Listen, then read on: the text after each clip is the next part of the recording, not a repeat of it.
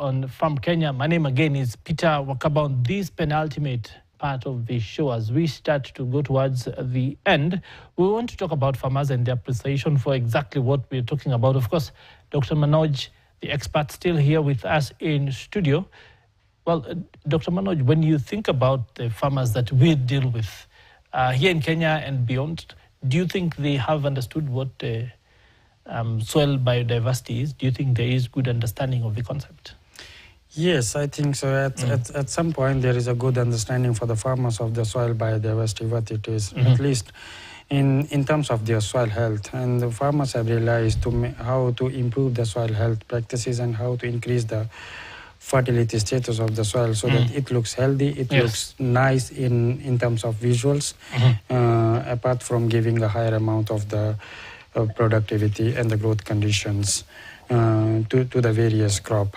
But still there are some things needs to be done where farmers need to be advised in terms of what are the soil biodiversity.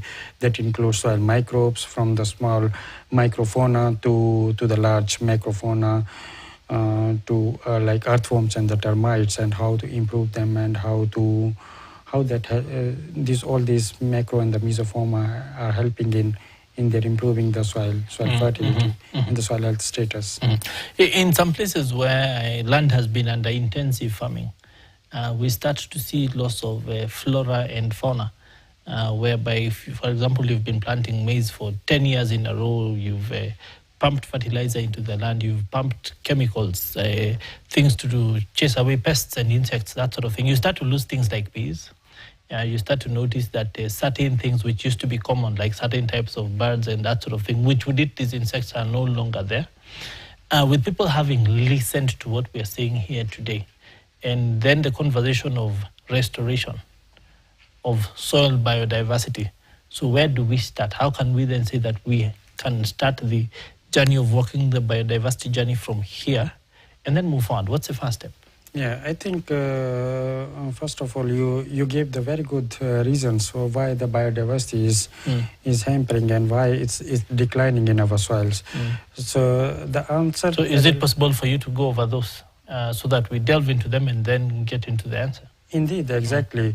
So the first and the most important thing is the unsustainable land use practices. When you are saying is over the years there was a monocropping, excessive use of the fertilizers, some overgrazing, and the use of heavy farm machineries, equipments for excessive tillage and so on. So these all are the factors that are hampering the soil biodiversity. But certainly it's important, it's possible and important to reverse all these things.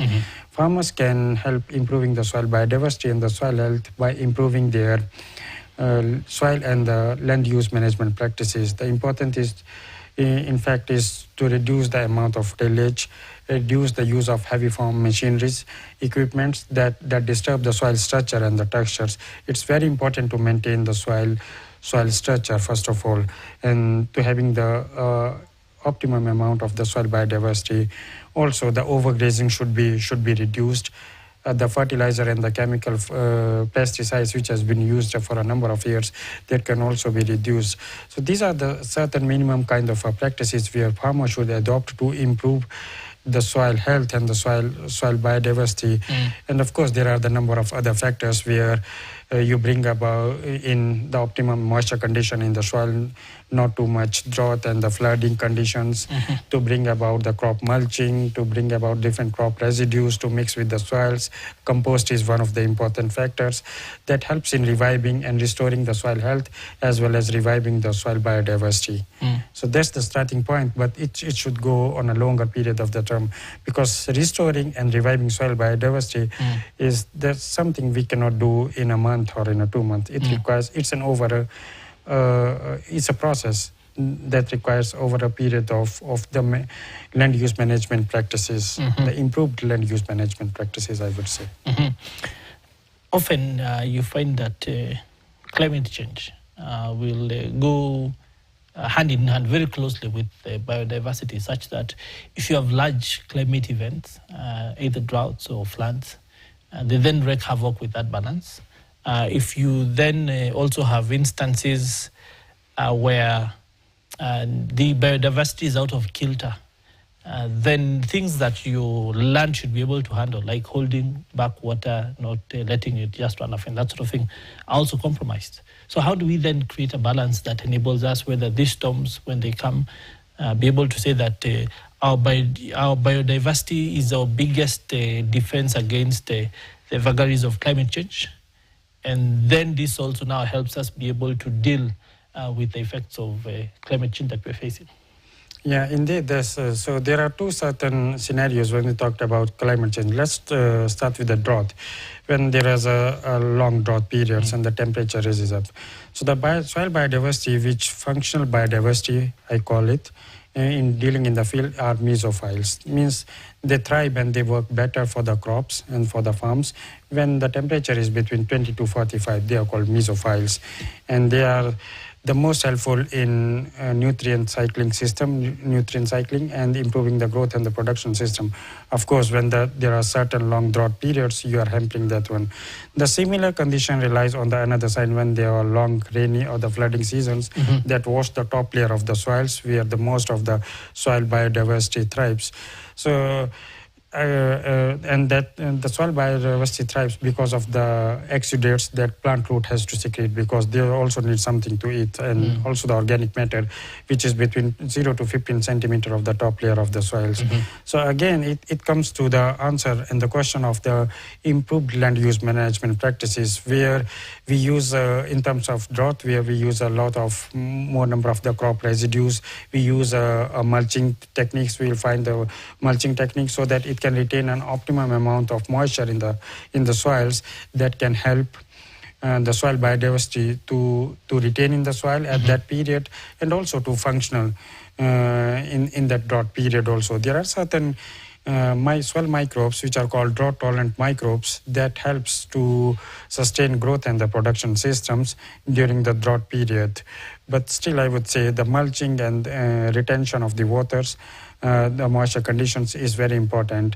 On the other hand, when we talked about the flooding, again, there should be an optimum land use and the management practices, like use of crop residues, use of mulches, and use of proper burn techniques that helps in flooding or erosion of the top layer of the soils, which are most important for the soil fertility, for the soil health, and also the soil biodiversity. So there are a number of techniques that comes in hand and can be mixed together to become the conditions ideal in improving our soil health. We want to delve deeper into that, especially in view of the different types of modern farm techniques. But we first want to go to our Farmer of the Day segment, which will speak more into what we are talking about, Dr. Manoj. So let's take a look at that episode today of our Farmer of the Week for now.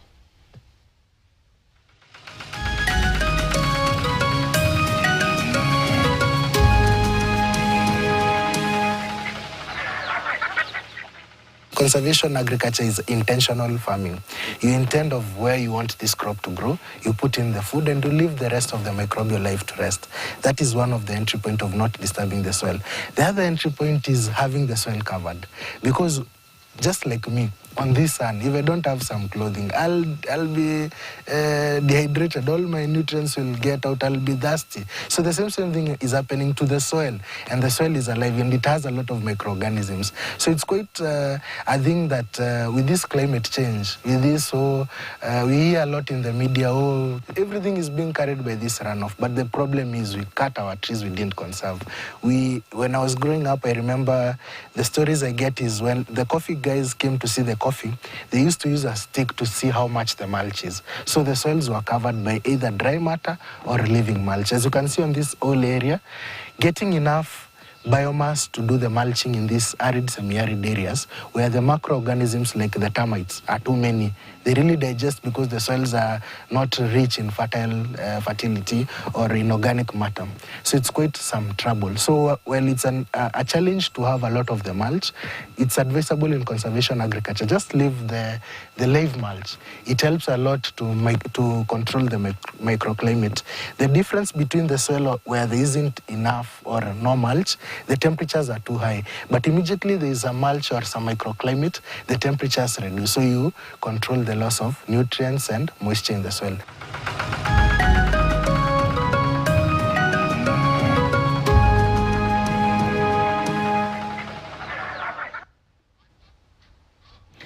Well, of that very interesting story there, Dr. Manoj, about conservation agriculture.